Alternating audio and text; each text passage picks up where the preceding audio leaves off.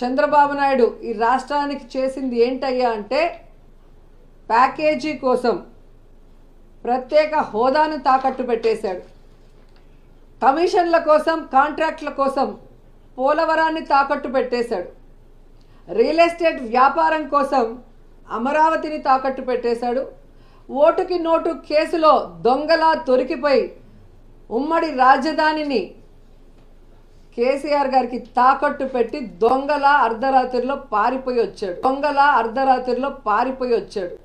మరి ఈరోజు ఏమీ తెలియనట్టు లేదా ప్రజల అమాయకులు మర్చిపోయి ఉంటారు అనుకున్నాడో ఏమో కానీ రాష్ట్ర భవిష్యత్తు కోసం మేము పొత్తు పెట్టుకున్నామంటుంటే ఈ ఆంధ్రప్రదేశ్ రెండు ముక్కలవ్వటానికి, ఈ ఆంధ్రప్రదేశ్ అప్పుల్లో కూరుకుపోవడానికి, ఈ ఆంధ్రప్రదేశ్ని నాశనం చేసింది చంద్రబాబు నాయుడు, పవన్ కళ్యాణ్ అన్నది 5 కోట్ల మంది ప్రజలకి బాగా గుర్తుంది.